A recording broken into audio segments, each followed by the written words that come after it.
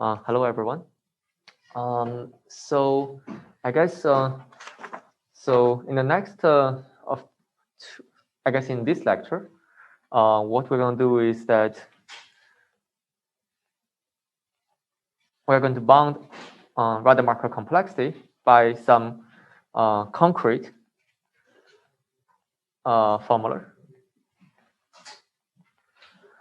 for concrete models. And by concrete models, I really just mean linear models for this lecture. And in the a few lectures later, we're going to talk about neural networks. And just as a review to connect to past lectures, we have proved that generalization error, the excess risk or the generalization error, is upper bounded by Rademacher complexity. That's what we have done last time, or in the last few lectures. And in the next few lectures, we're going to talk about how to upper bound Rademacher complexity for exactly for concrete models like linear models or neural networks. So, and also we are going to deal with the classification loss. So there is something to do to do with classification loss because it's a binary loss. It's not continuous, so we have to deal with it using some special technique. So that's the overview for this lecture. So let's first set up the basic things, classification. So we're going to deal with binary classification.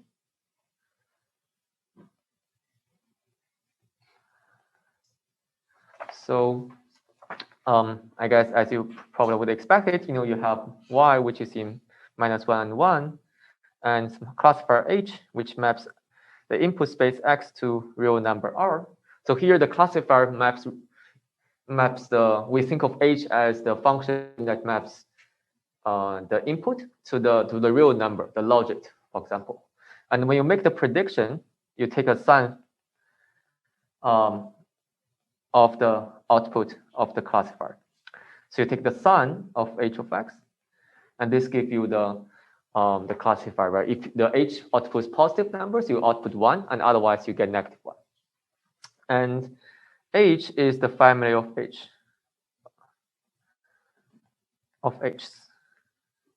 That's our notation. And the loss function on each example x, y is equals to the indicator of y is not equals to the true label is not equals to the sum of h of x. That's our setup. So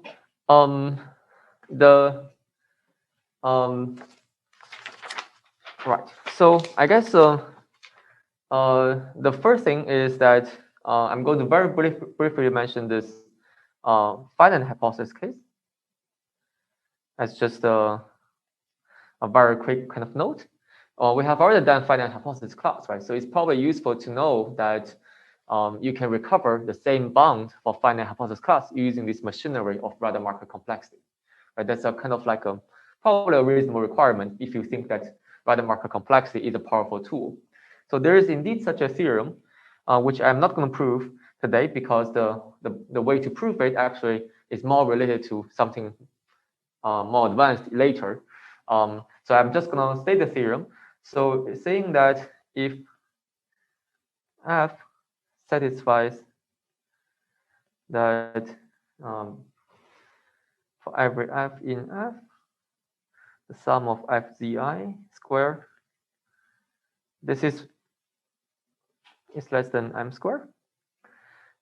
This is a condition that is a little kind of like a not super intuitive, but actually what really this is saying is that this is implied, this is a weaker version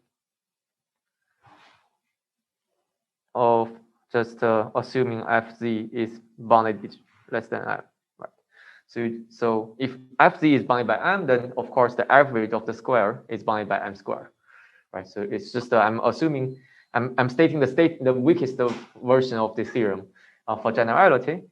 And if you know this, then you have that the empirical Rademacher complexity on this example z1 up to zn, right? So s is equals to z1 up to zn, right? So it is bounded by something by the size of this hypothesis class. And it's bounded by the logarithmic of the size of the hypothesis class times something like m squared, the range of this function class m, function class f, and also you divide by n, you take the square root. So this is, essentially basically it's log f over n, square root log f over n. And if you apply this to the finite hypothesis class that we talked about, right? For example, if you apply this to a loss function, the binary loss function, you get what we had before. Like it's almost exactly the same bounds eventually. So and we are not going to prove this. We are not, but we are going to prove it, in the future lectures. Today we are not going to prove it because the techniques is more related to something what we are going to use later. So, but this is not, this is just saying that we can achieve what we had. But it's more interesting when you apply this Rademacher complexity for a continuous function class, right? So, and we have also talked about, what's the limitation of having finite hypothesis class. For example, the limitation is that, even if you do this, with some kind of like discretization with continuous models, you're going to lose a parameter p in your bound, right? So if you do this plus some discretization, then what likely you're going to get is something like p over n, where p is the dimensionality of the model, is the number of parameters in the model if you do some discretization. So, and it wouldn't be super, impressive, given that we already have done those, brute force discretization that we had done before, right? So, so today what we're going to do is that we are going to have a different way to upper bound Rademacher complexity, not using these kind of tools. And the way that we do it is actually more algebraic and analytical, as you'll see. So, so before doing that, so we are gonna so first deal with the loss function, right? So if you look at the loss, right, this is L01 x y h, right? It's this. So the thing is that the tricky thing is that there is a sign here, right? So if you don't have the sign and h of x is outputting something like binary, right? Recall that we have done this in one of the previous lecture, right? So in that case, we assume hx is,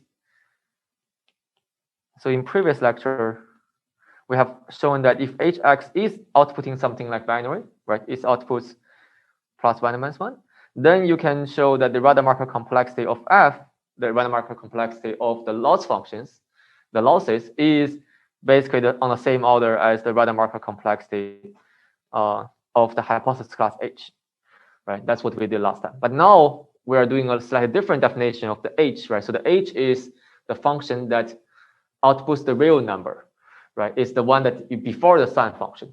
So then this kind of like reduction doesn't work anymore, right? So of course you can still apply the same thing to the sign of H, but then you're gonna get the Rademacher complexity of the sign of H, which again is also, it's kind of like you didn't solve the problem, you had a problem in a different way. So we're gonna explicitly deal with the this issue first, and that's called sometimes I think people call it margin theory. So we're going to introduce a bunch of tools to deal with this sign issue. In some sense, you have to convert the real number to the binary number in some effective way, and then we're going to bound the Rademacher complexity of linear models and using analytical tools.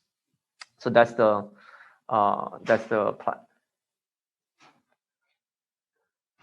Okay, so so I guess the kind of the intuition is that the scales in some sense like matter when you do classification implicitly, but even though at the end of the day your scale doesn't matter, right? So kind of the kind of the motivating example is the following. For example, suppose you have a classification task, right? I'm using red for positive data, and you have some kind of like you kind of have the I use circle for the negative data. And if you think about different classifiers, for example, this classifier and this one, right? So these two classifiers, just intuitively, I'm not claiming anything mathematically rigorously. If you intuitively think about these two classifiers, the the pink one probably should generalize worse than the blue one, because you only see these 8 examples. Maybe if you kind of like draw a new example, test example, maybe it look like maybe it's here, then the pink one would have a mistake on this test example, right? So, but the blue one sounds like less likely to make mistakes on test example. So intuitively, like the blue one seems to have, somewhat better generalization, just because it's kind of like separate the two clusters more clearly and more confidently.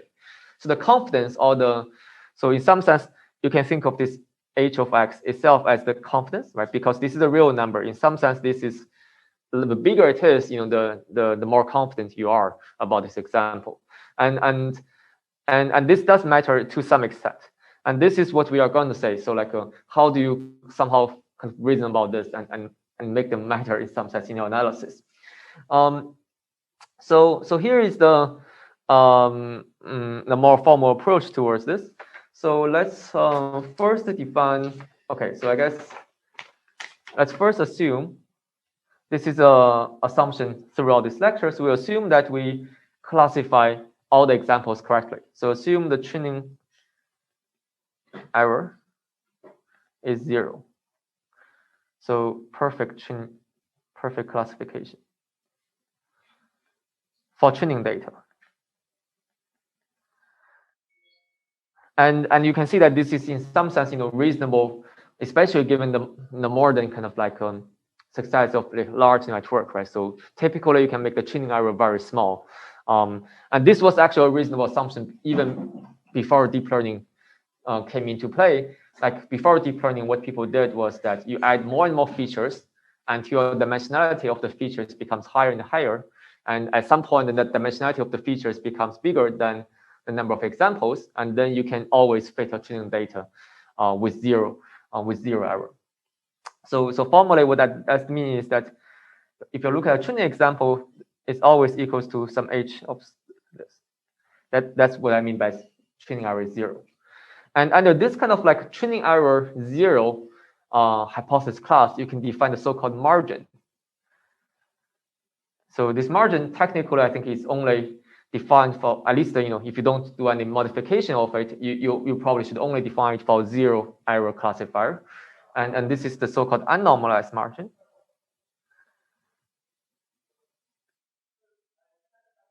So the margin of, x, this is really just y times h theta of x. You multiply x with y just because, like you want to make it a positive number, right? So if y is positive, right, if you have positive class, you want hx to be big, and if y is negative, you want hx to be small, right? So in some sense, margin is kind of like a very informal version of confidence. It's not a probability, of course. It's between 0 and infinity, right? So this is always non-negative if you fit the classifier exactly on the training data. So this is always non-negative, when you are correct on this data point, right? When y and h theta x, y is equal to sine of hx theta x. Okay, so this is the definition of the margin of a single example, and then you can define the margin of the data set, right? And margin for the data set, margin of the classifier on the data set. So this is defined to be, you look at the minimum margin over all examples. So you take the minimum over I, yi times h theta of xi. Of course, this margin is a function of the classifier. If you change the classifier, you have different margin, right? In some sense, the blue one, as I drew there, right, like has a bigger margin than the pink one, because in some sense this pink one has some example which has very small margin, and the blue one, for all the examples, you have big margin. So you take the minimum, then over all the examples, you still have relatively big margin. But I guess here I'm defining the unnormalized margin. So if you look at unnormalized margin, it's not exactly the distance from the example to the hyperplane. So you have to normalize it so that it becomes the distance to the hyperplane. But I think in this course we don't need to actually define the normalized margin. per se. So if you for linear model, I guess probably you have learned this from CS229, right? So for linear model, if you normalize this margin with the norm of the theta, then it's going to be the distance between the example to the linear separate to the hyperplane. And the minimum margin would be the minimum distance of all the examples to the hyperplane. So, and our goal would be something like you're going to bound the generalization error, I guess we bound the generalization error by the Rademacher complexity. That's what we did in the past. But the Rademacher complexity, and then this by some function of the parameter and the parity norm, so the norm of theta, and some function of the margin. That's what we'll eventually get out of this lecture. So, and why we need to define these margins, the reason is that this partly comes from a technique to deal with the loss function. So we're going to introduce a surrogate loss function that takes the margin into account.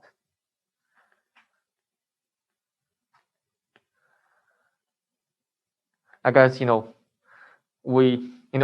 the end of the day, all of this will be all together. Intuitively, the reason we want to do this is that we somehow believe that margin matters for the generalization. Then you probably want to have a bound that depends on the margin, and you want to have a loss function that also depends on the margin. So far, if you look at the 0-1 loss, it doesn't depend on the margin, right? How large hx is doesn't change your 0-1 loss on an example, right? So as long as the sign doesn't change, you don't really care, right? So we want something that kind of depends on the margin. So the loss function is called ramp loss, and I think sometimes it's also called just margin loss. So this loss function has a parameter gamma, and gamma is kind of like the target margin in some sense, or kind of a reference margin. You can think of it like that. So this is a loss function that takes into a single number t, and it outputs. Maybe let me draw it first. I guess maybe let's write down the technical equation. So if t is larger than gamma, okay, let me draw it. So this function is a function that looks like this. So, and here this is gamma, and here this is 1. So when t is larger than gamma, you make it 0. When t is equal to when t is less than 0, you make it 1. That corresponds to the flight area on the left-hand side of the origin. And then when you are between 0 and 1, you linearly interpolate. So this is the way to linearly interpolate, is 1 minus t over gamma if you are between 0 and gamma. Right. So this is the linear region. And why you're interested in this, the reason is that this is in some sense a extension of the 0-1 loss. So maybe let me first define notation. So with a bit abuse of notation,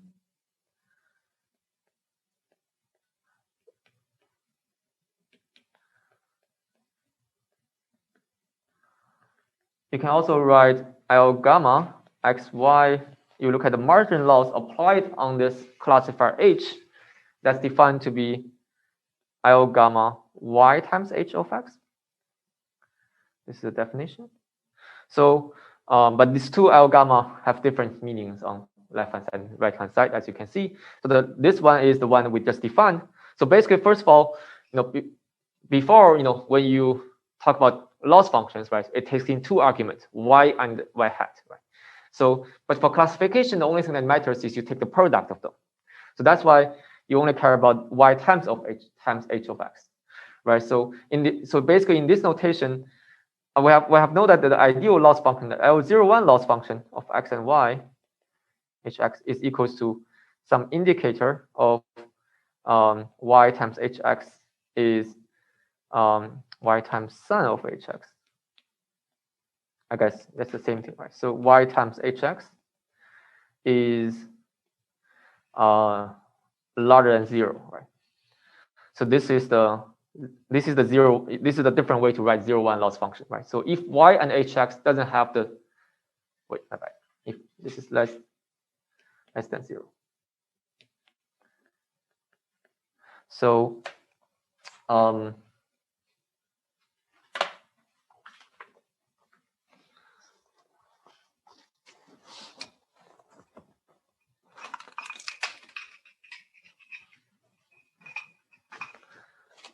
sorry, I have to mark that I have a typo here so that I can fix it for the future.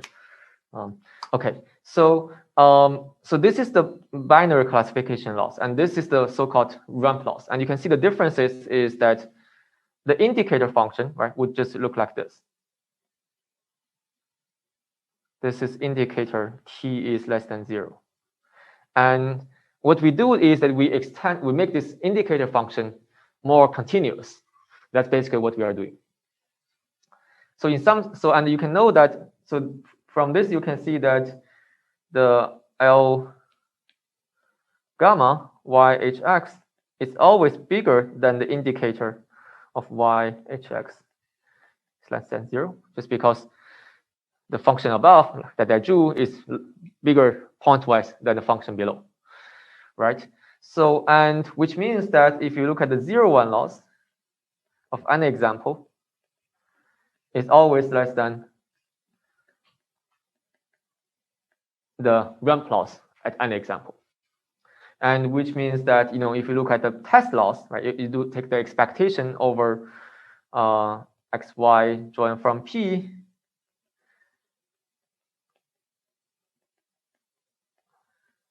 right? So this is the final thing you really care about, right? The generalization, the test error, right? So this is the fundamental thing you care about.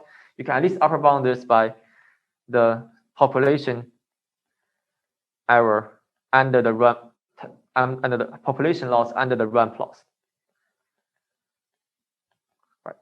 So by doing this, you make the loss bigger, right? So and then we're going to bound this. So basically with this, eventually what we're going to do is we're going to bound the test error, the test loss under the ramp loss, which is the upper bound on the binary loss. Right. So this is our goal, upper bound this.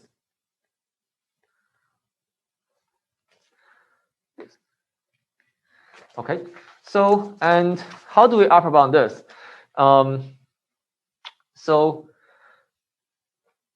So I think, it's kind of probably, at least when I read this, at the first time from a book, it's kind of unclear why you want to do this, continuation. It will come just it will come in a moment.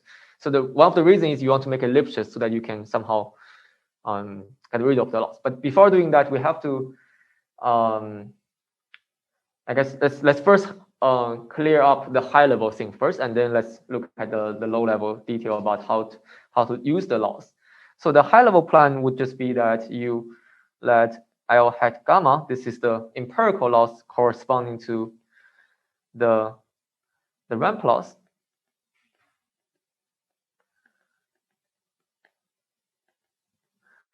And you can also define L, I think this is a function of H. You can define the population loss, as I said, is this L gamma x, y, h. And then if you use Rademacher complexity,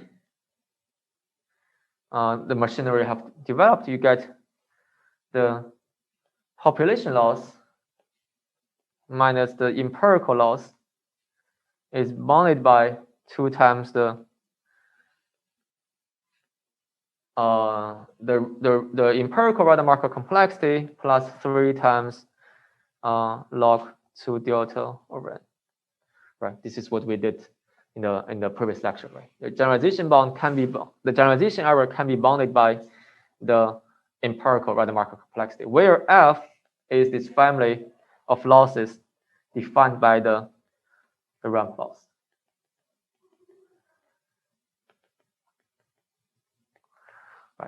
So this is saying that eventually you are gonna just need to basically this will be the goal next, right? Because if you have the bound on this Rademacher complexity, you have the bound on the, we are gonna do this, more carefully, after we have the Rademacher complexity. But roughly speaking, once you have the Rademacher complexity, you have an upper bound on the population rank loss, and then the population rank loss upper bound the population binary loss. So, right. Okay. Where is the soup? Sure. So yes. Yeah, but without soup is also true, I guess, right? So so I guess for every age this is true.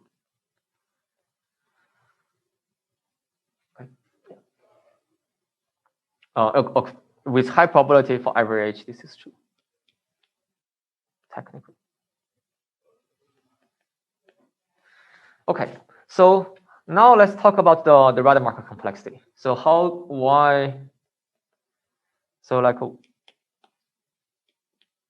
and this reviews why we care about the rank loss. So the Rademacher complexity of R of F relates to the Rademacher complexity of H in a pretty nice way. And here is the lemma that relates them. It's called Talagrand lemma.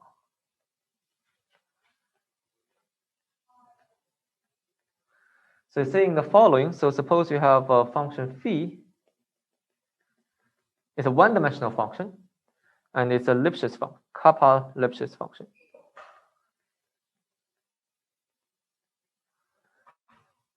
I guess we have kind of defined Lipschitz function. So this really means that if you have two numbers, phi of x minus phi of y is less than kappa x minus y. And here it's just absolute value because everything is one-dimensional. Okay, and once you have this, then you can look at the composition of this one-dimensional function with any hypothesis class. So this is defined to be, you compose phi. So basically you map phi to the composition of phi of h of z. Right, so this is the mapping. Right, this is a phi will be the loss function basically, but so here is abstract. So you can compose any function phi with a hypothesis class, and to get this phi composed with h, and why I'm changing the color anyway. So then you can get what you can get is that the composition, the composed hypothesis class is bounded by kappa times Rs of h. So basically this is saying that if you compose anything on top of an existing hypothesis class, if what you composed with the phi function is Lipschitz, then you just only blow up by a factor of kappa, by the Lipschitzness. So and so with this you can probably see why we care about relaxing the binary function, because the indicator function is not Lipschitz, but if you use the ramp function, it will be Lipschitz, and that's what we do next. So by the way, this theorem is this lemma doesn't have a very simple proof. We're not going to prove it in the lecture. It does require some. It's kind of like something kind of like pretty, in my own opinion, it's kind of pretty novel and deep to me. Like I used to be able to prove it. Like I proved it once myself. But I think all the existing proofs I know is kind of like somewhat a little bit mysterious to me. But the high level the intuition probably is reasonable, right? Because you have a hypothesis class, you compose it with something that doesn't really introduce additional fluctuation that much, right? So that's why you don't make the hypothesis class much more complicated. But if you look at the kind of like if you look at exactly what this formula is saying, this is saying that you take the soup of h in h. So how do you write the left hand side is something like this, right? sigma I phi of h of zi, and you want to show this is bounded by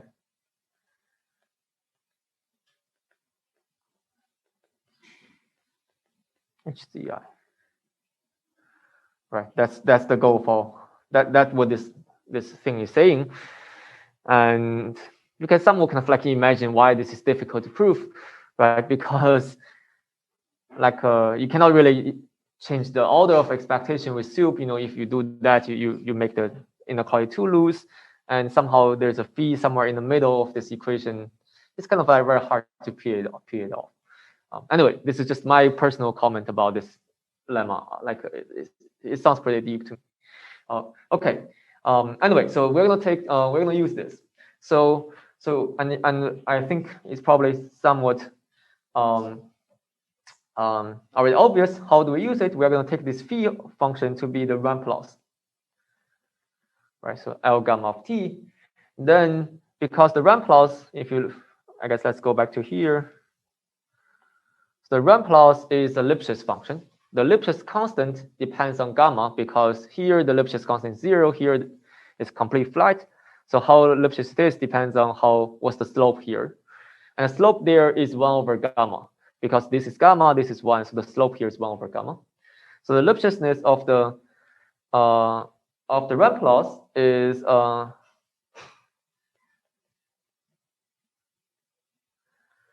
of phi is equals to 1 over gamma. Sorry, right. So if you take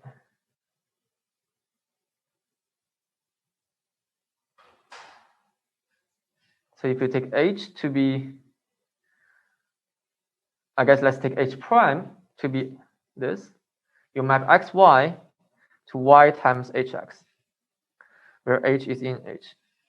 H prime is still not exactly the same as h because there's a y multiplied with h.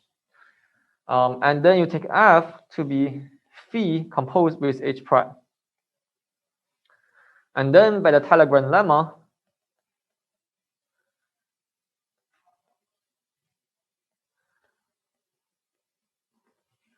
what you have is that the Rademacher complex of f, which is what we care about, is less than 1 over gamma, the Lipschitzness, times rs of h prime. Okay, so we kind of get rid of the effect of the loss function by using this Talagrand lemma. And then you can also relate h prime to h much easier now, because h prime and h, what's the difference? The only difference is you have a sign flip. But Rademacher complexity is not very sensitive to sign flip. This is just because rs, I guess we have done this before, at least implicitly in some other proof, right? So the Rademacher complex of h prime is something like this. Sigma I, yi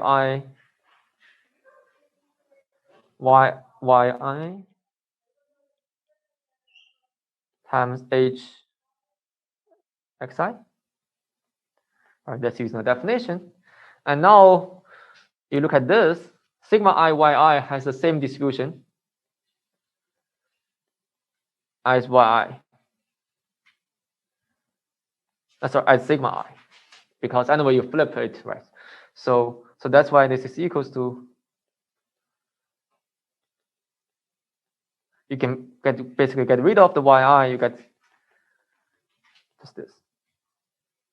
And then the right hand side is the Rademacher complexity of h.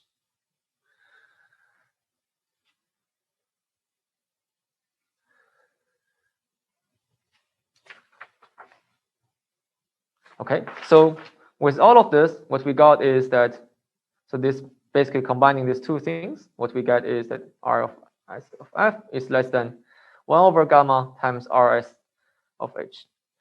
And you can see that the interesting thing is, first of all, the loss is gone, and second, the y is also gone, right? So you don't have any y's in the right hand side anymore.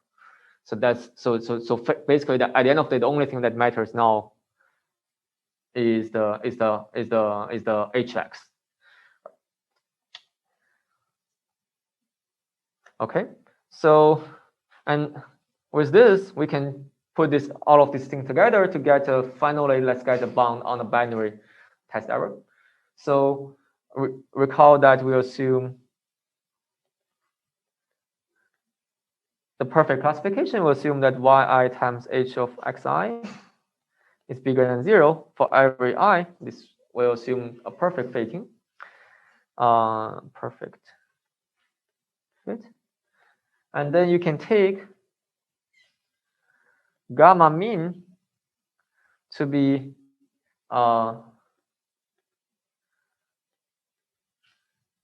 right. So this is the. Let me see why I'm using. Yeah.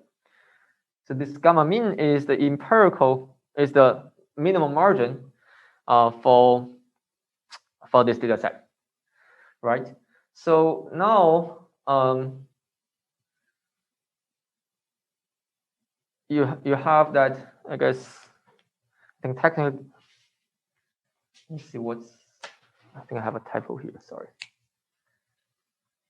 So let's just call this gamma. We use gamma to define this, right? So then, if you look at L hat gamma h, this is what? This is gonna be. I claim this is gonna be 0 because you have L gamma yi h xi. And yi is always bigger than gamma. And recall that in this ramp loss, if you are bigger than gamma, then you are 0. So basically, every example has 0 loss under the ramp loss. So for the training examples, the binary loss and the ramp loss are not different because they are both 0. And therefore, you can have the following sequence of inequality. So you first bound the 0,1 loss of h by the ramp loss. This is because the ramp loss is always larger than 0,1 loss. And then you say that this is smaller than L hat gamma h plus the Rademacher complexity plus something like O of RS h over. Let's do it a little bit slowly. So this Rademacher complexity of f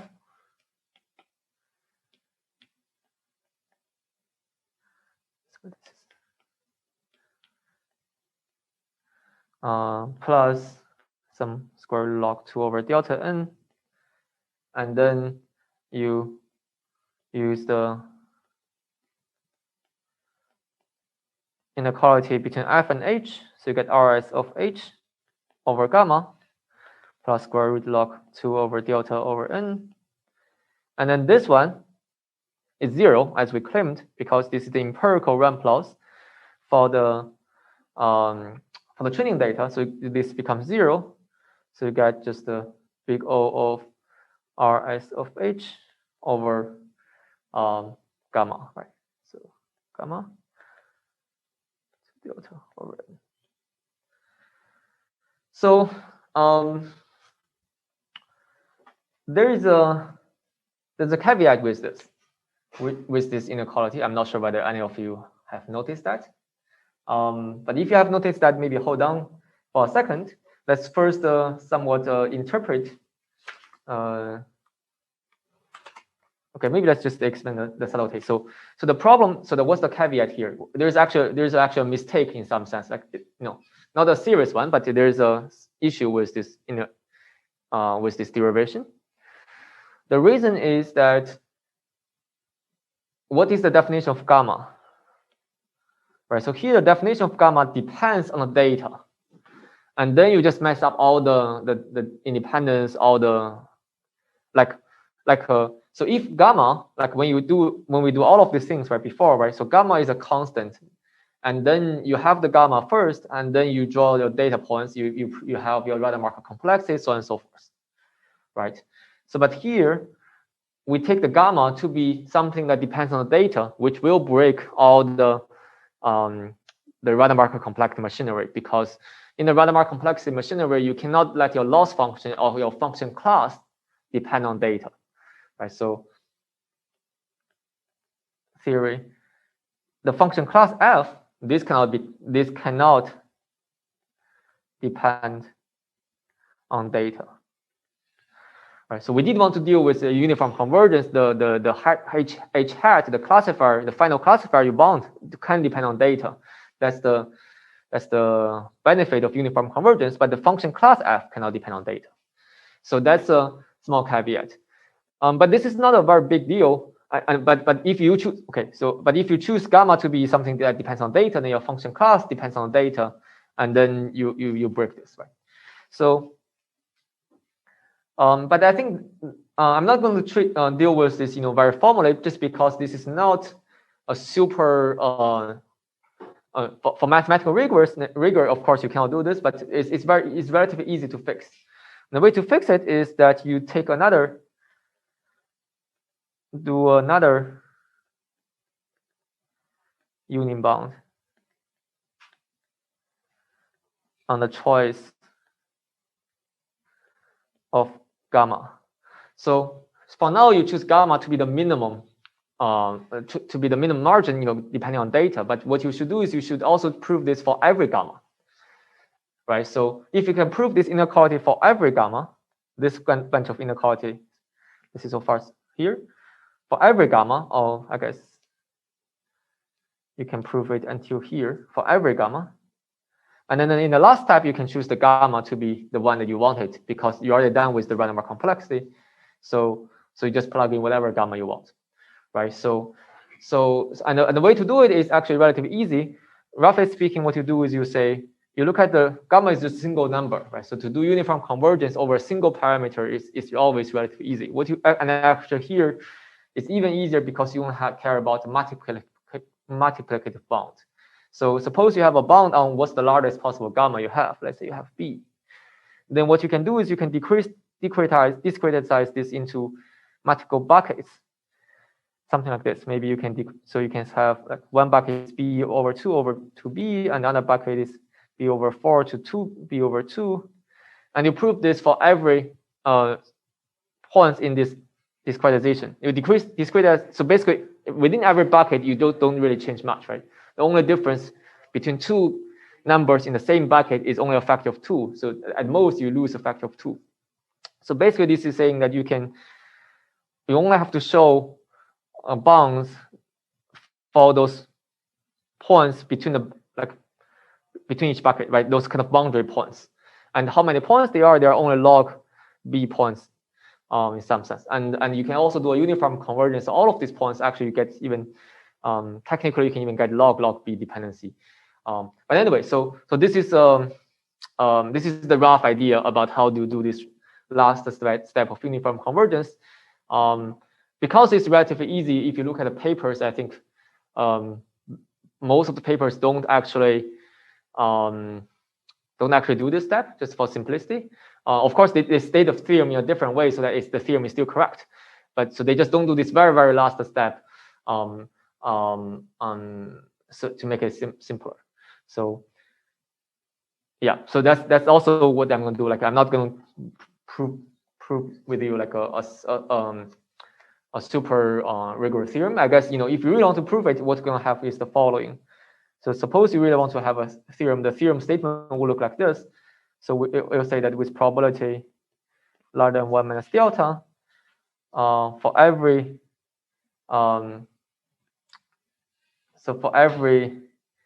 gamma between some 0 and gamma max, then you can say that for every h, L gamma h less than L hat gamma h plus some big O of something like this, plus square root log 1 over delta over n plus square root log gamma max over n, something like this. I guess maybe gamma max should be larger than 1, just so that you don't. Yeah. And then as a corollary, you can have L01 h hat for the hypothesis you care about, right? Is less than something like R of Rs of h over R gamma plus log 1 over d over n. Right, so here, this is the empirical gamma. Maybe I should call it gamma mean. I think I somehow have a little bit inconsistent notation here, sorry. So this is mean over I, y, xi.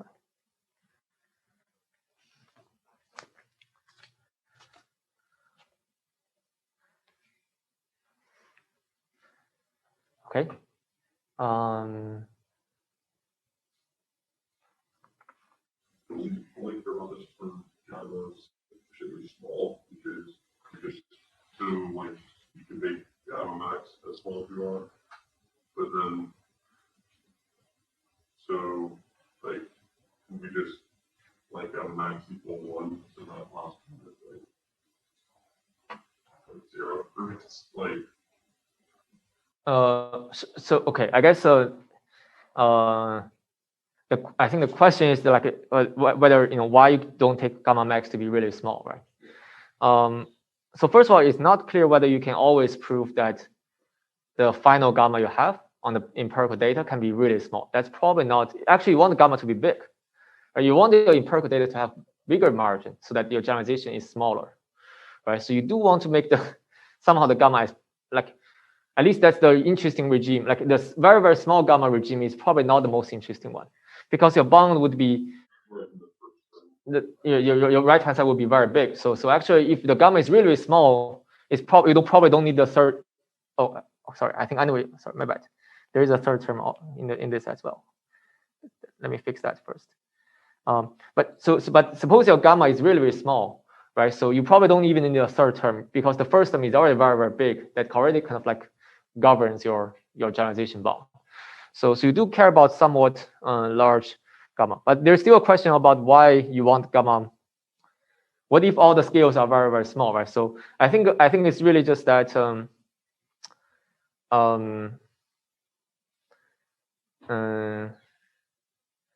I think technically let me see. So does that answer the question? Yeah. I forgot about the reliance of the like one over gamma term. Yeah. Yeah. I think there's some kind of like small things like, for example, what if all your everything is super small, right? Like what if like all the numbers are extremely small? I think you can make this bound a little bit tighter, in some way. Yeah. I think there's another question.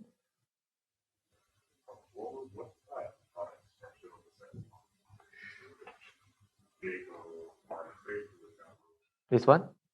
Oh, this is log gamma max.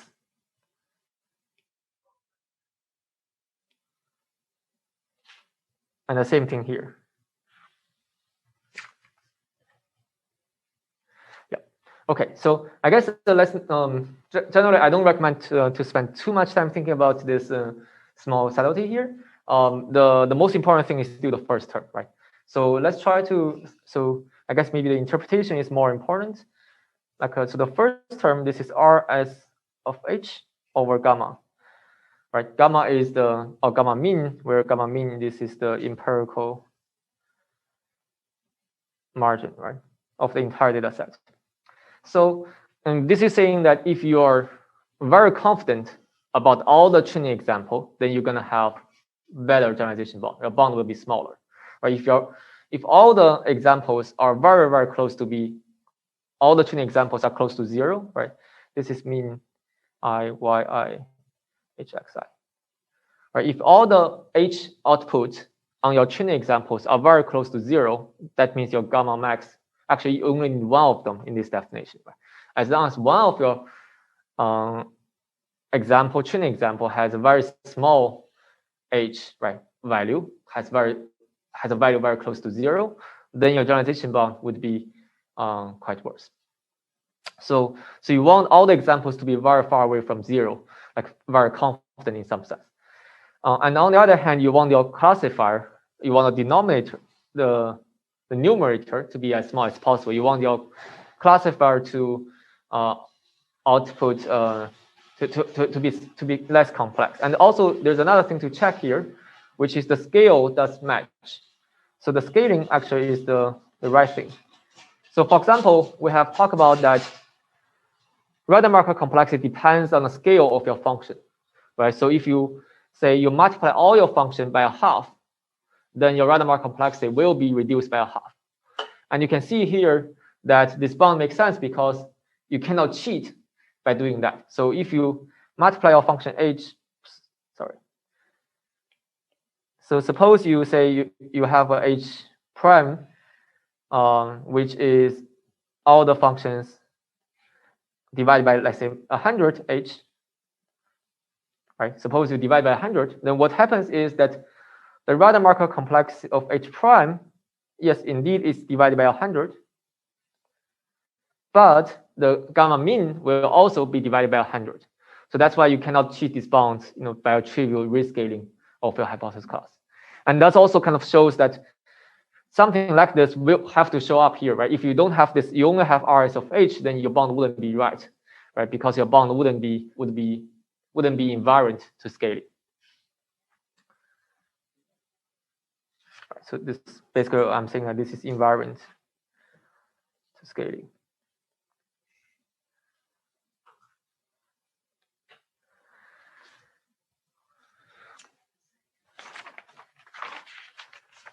Okay, so this basically concludes with our treatment about the loss. So basically, the take home is that you care about these two quantities. One is the margin, and the other is the Rademacher complexity.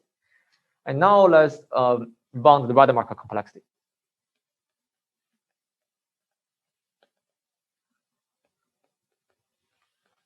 For linear models. So so what I'm going to do is that I'm going to do the linear models today, and next lecture we're going to talk about generally deep learning, and from next lecture we're going to talk more about like nonlinear models in general. So I'm going to first have an overview for deep learning, and then come back to this to talk about the Rademacher complexity of nonlinear models. That's the high-level plan. So for linear models, here is a theorem. So suppose you have a hypothesis class H, which maps X to W transpose X, where W is now your parameter, unless your parameter W has two norm less than B. Then, and also let's assume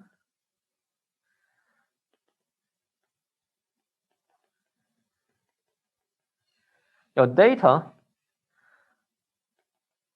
the data distribution has a bounded L2 norm, it has some bounds, right? So this is the L2 norm square. In expectation is bounded by C square. Suppose you know these two things, then you can bound the Rademacher complexity. The empirical Rademacher complexity is bounded by B over N times square root sum of xi. So I guess this is not immediately, the scale is on the right dimension, but I think the average one is easier to interpret. If you look at the average Rademacher complexity, you can bound this by B times C over square root N. So first of all, you get the square root N dependency, which is very typical for Rademacher complexity bound. And second, in the numerator, you get B, which is the bound of the L2 norm of the parameter. I also get a C, which is basically talking about how large your data, what's the norm of the data points, right? So you should have like both of these two things come into play because, again, Rademacher complexity, is sensitive to scale. So you shouldn't be, so you should have all the scaling things there because otherwise you can cheat, right? So like, for example, what if you don't have C here, then your bound wouldn't be true because you can scale your X arbitrarily to make your Rademacher complexity arbitrarily big. So you have to have all the scalings right. So right, so that's the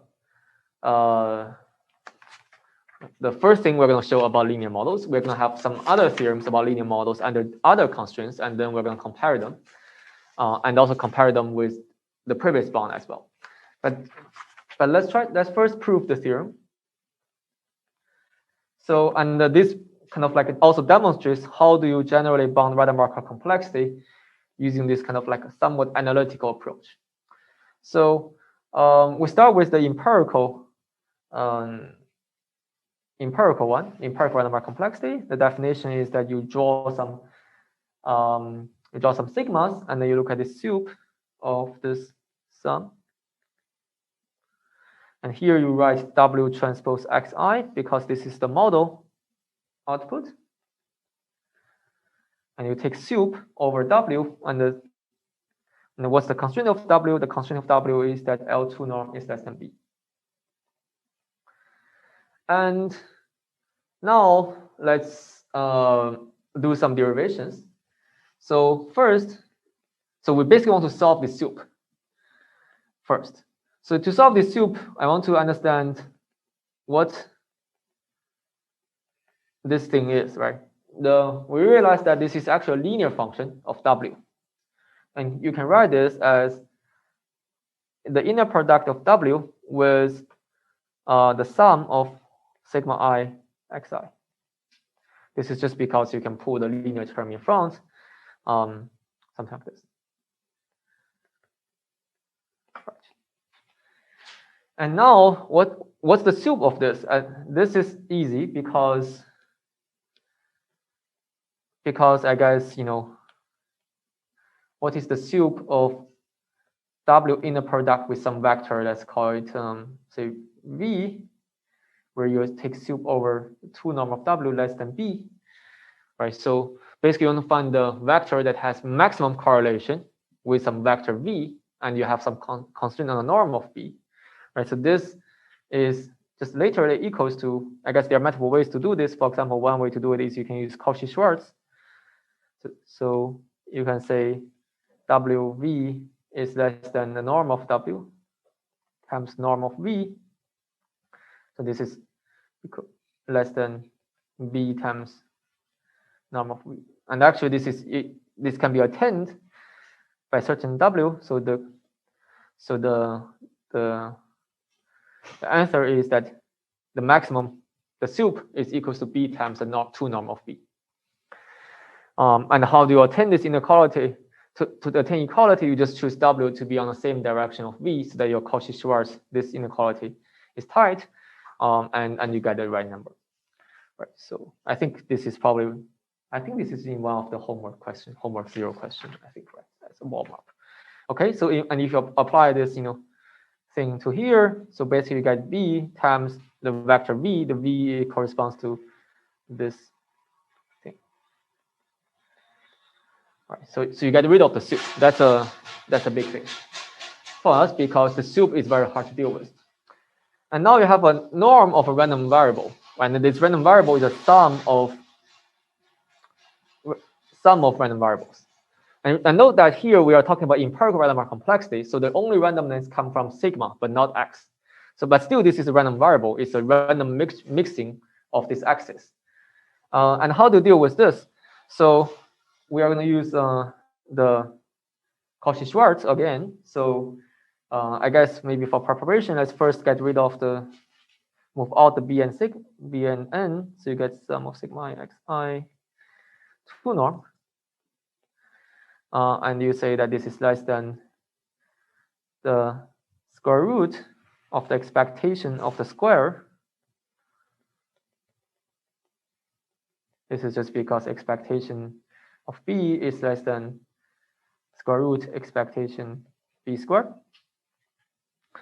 So for any, I guess maybe I shouldn't call it B. For any random variable x, let's say x squared, x. And nice thing about if you square it, I think we have seen this kind of like calculation not only once. In some other cases, we also seen this. Like the nice thing about square is that you can expand it, right? So you can just expand what's inside this expectation. You get this is equals to sum of sigma I square x I square plus sum of sigma I sigma j xi inner product with xj. This is just the expansion. And then the next thing is that this is here you have I is not equals to j. And because I is not equals to j, expectation of sigma I sigma j is 0.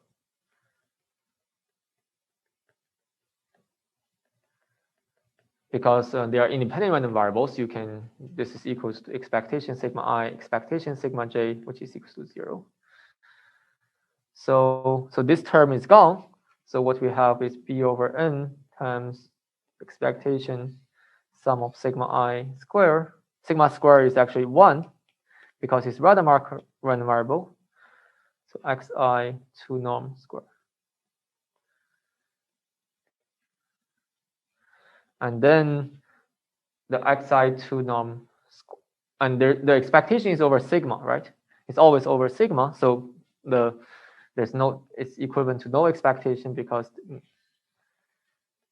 xi is not a function of sigma. So you just have this. And this is our desired bound. Our bound was this, exactly this. So here it appears that it decays in n, in 1 over n, but actually in this sum you also have something about n, right? The sum grows as n grows to infinity. So you balance them, you get actually 1 over square root n dependency, which will be seen more prominently if you do the average, right? If you average over x again, recall that the average Rademacher complexity is the average of empirical Rademacher complexity over the randomness of the data set. Then you get b over n times expectation over the randomness of s. S is the concatenate is the set of xi's. You get this square root.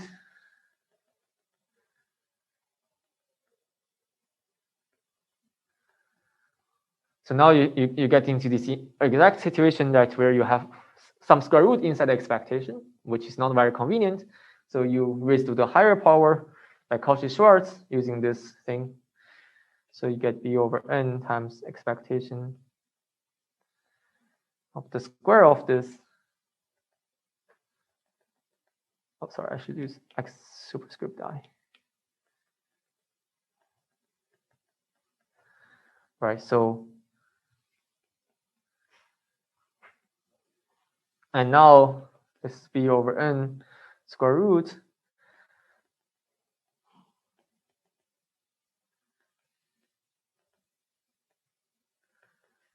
And each of the xi's has the same distribution. And we also assume that this is equals to, I think this is our assumption, c, about c, right? We assume this is equal to c squared. That's the, so this is c squared. So you get n c squared, and you take square root. So you get b c square root n. Right.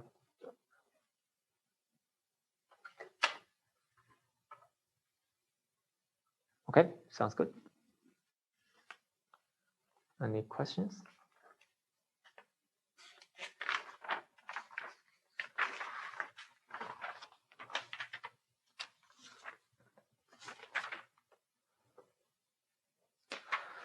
Okay, so next I'm going to show another.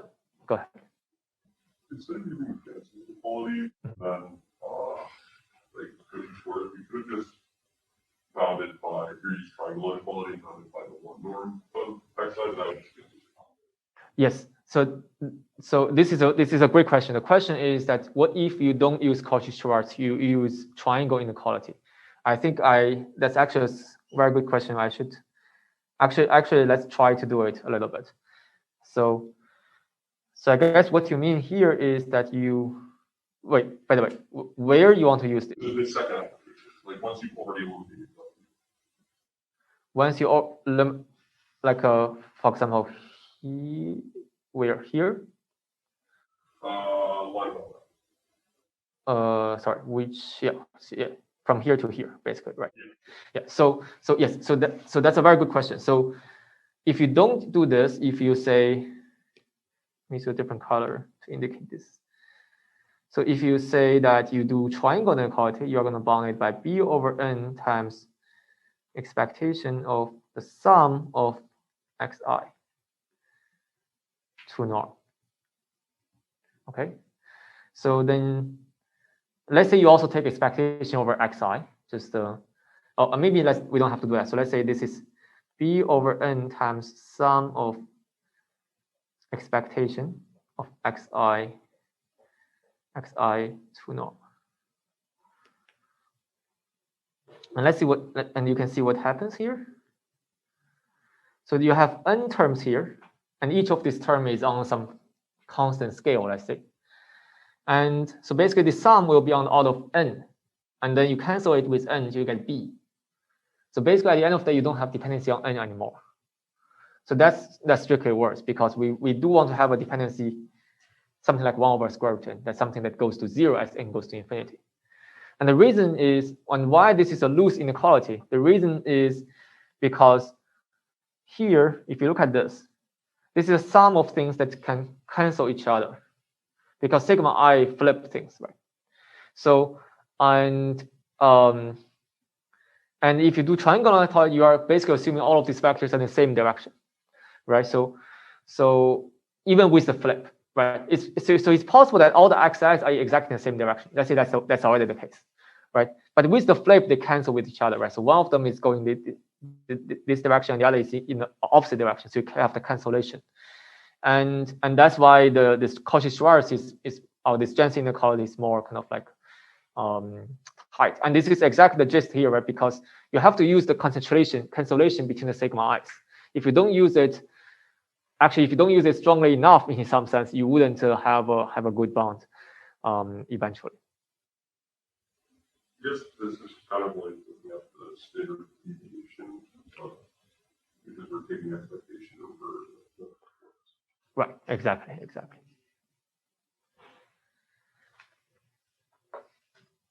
Yeah.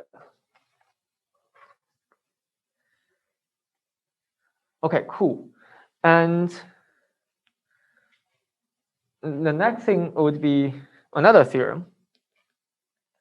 And this different theorem would still deal with linear models, but have different norm measurement of the parameter, and you will see a different bound. And this is one of the things I motivated, one of the reason I used to motivate Rademacher complexity, because I was saying that you can get more precise dependencies on what norms you want to use, for example, right? So suppose we still have the same h, we have a different h. It's still linear model, but the constraint on the parameter now becomes L1 norm. So this is L1. And we assume that now the infinity norm of x is less than c for all I.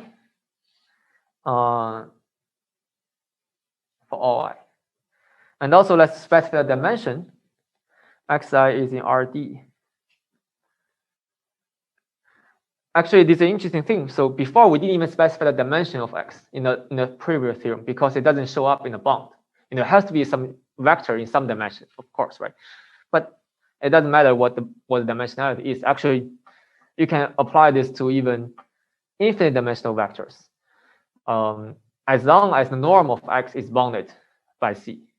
So, but next theorem will depend on dimension. The dimension is d, and then the empirical Rademacher complexity is less than b times c times square root 2 log d over n over square root n. Right. And you can see now the one norm starts to matter. So it's still kind of like, so let's say suppose you ignore the log d. So basically still something like b times c, but it's a different measurement. On the b and c, the definition are different. Now the b is the one norm of w, and c is the infinite norm of x. We'll compare these two theorems after we prove it. Let me see.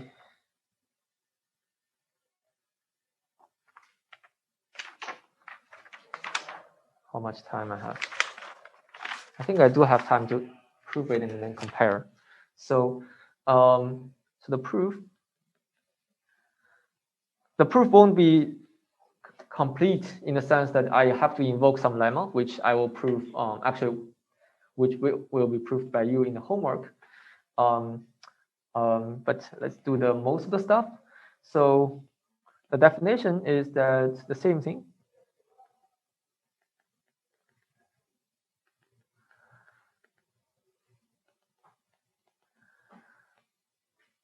And now it becomes something like,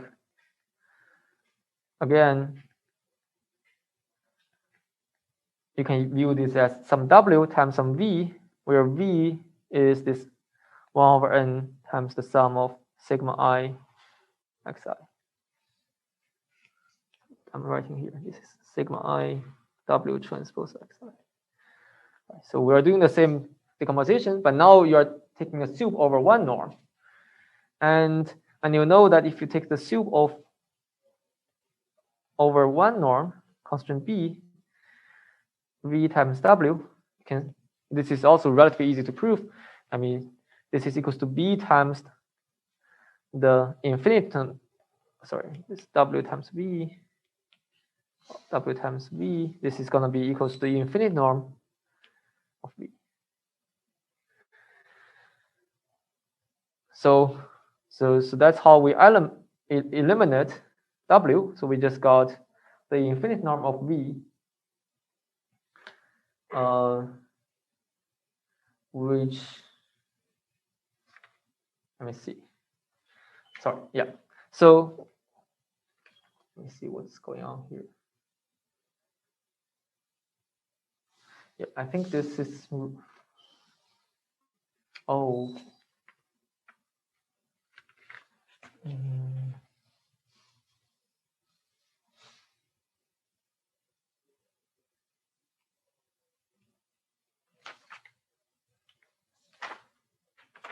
I see. So, right. So this is going to be equals to this.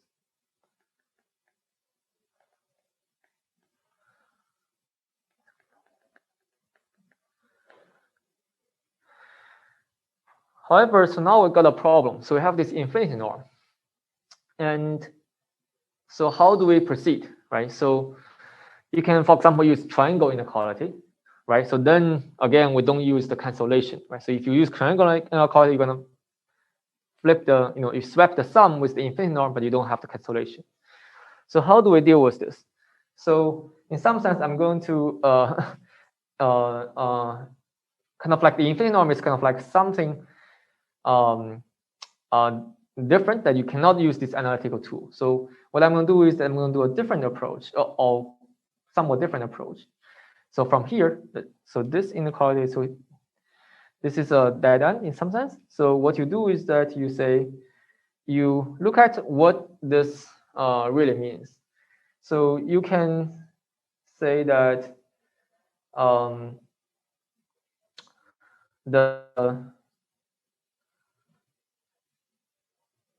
this is equals to B over N times the soup of W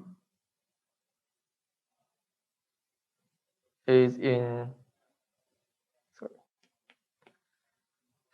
B such that I think I probably got the wrong version of the notes somehow. That's why I was supposed like a little bit kind of like surprised by the notes, because I think the newer version shouldn't be like this.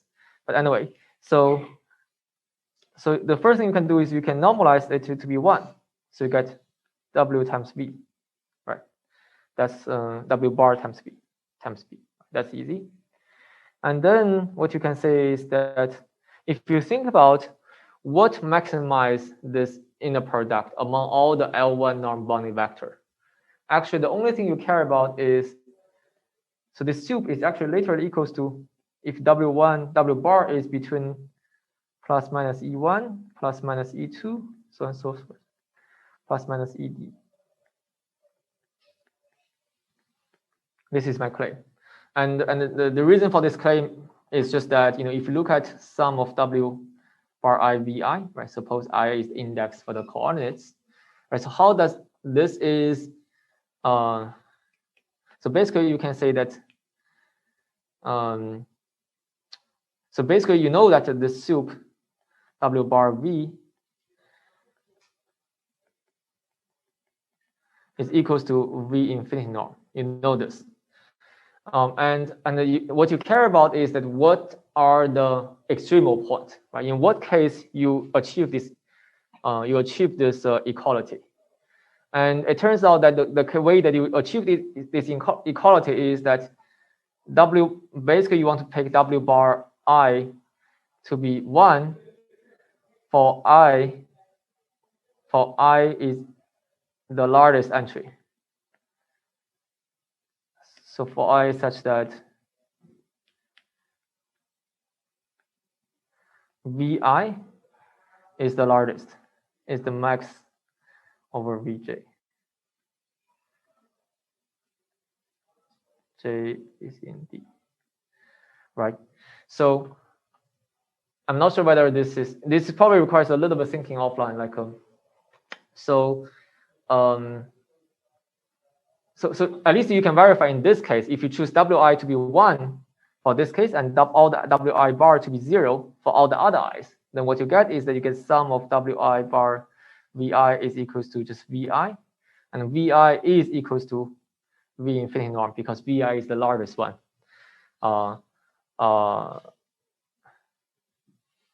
I guess suppose let's take absolute value here, then this is exactly correct, right?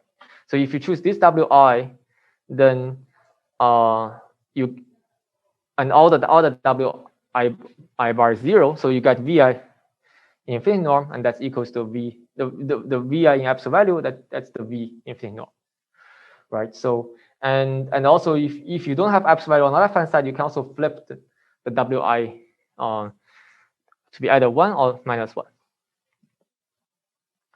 Does it make sense? Yeah, it's relatively easy. So it's just it probably requires a little bit of thinking offline as well. But the basic claim is that when you do this kind of like maximization over the simplex, you always get the vertex, right? The extremal point is always the vertex. That's another way to think about it. And the vertex are those natural bases. And then we basically got into so what happens is that this is a finite hypothesis class. No. What does it mean? So basically you can think of your hypothesis class H bar is something that X maps to W bar transpose X, where W bar is only inside this family of plus minus E1 up to plus minus ED. Right. So you don't have all the linear classifiers anymore. You just have 2D linear classifiers now. Right. So basically this thing is just equals to basically if you put the B outside, you get this.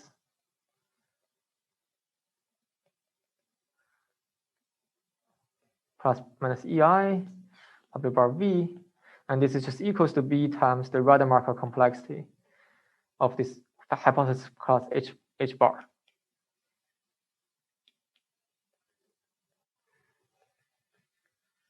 Okay, and we have claimed that in the, and also we have claimed in the one of the very early part of the lecture. So we claim that for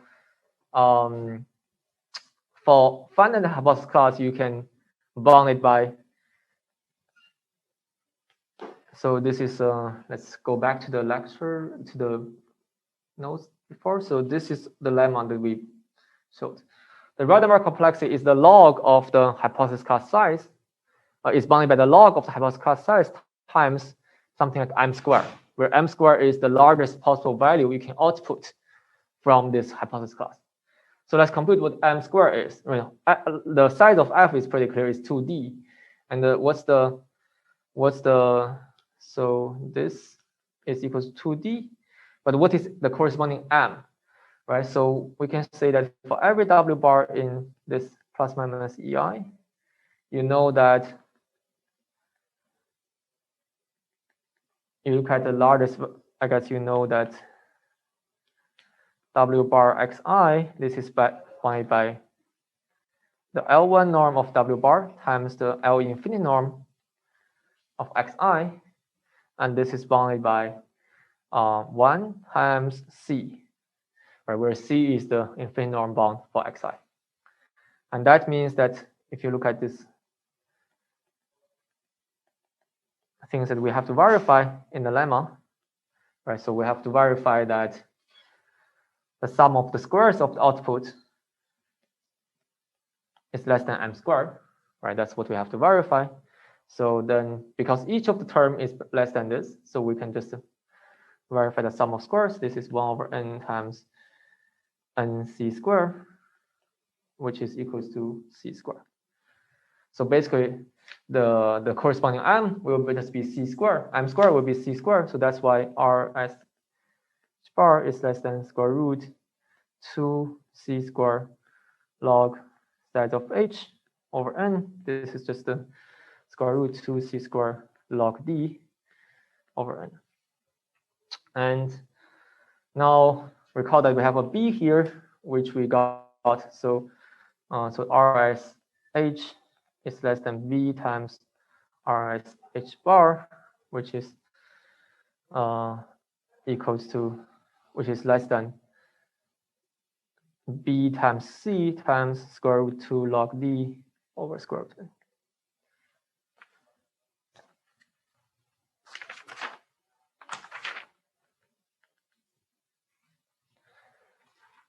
Okay, any questions? So yeah, I think we're about time. So I guess next lecture at the beginning, I will discuss how do you compare or how do you interpret these two theorems, right? So these two theorems have their strength on different cases, depending on what kind of like W's you are, what kind of data you have, and what kind of W's you can fit from the data. I'll do that in the next lecture. Okay, sounds good. I guess that's all for today. See you next Monday.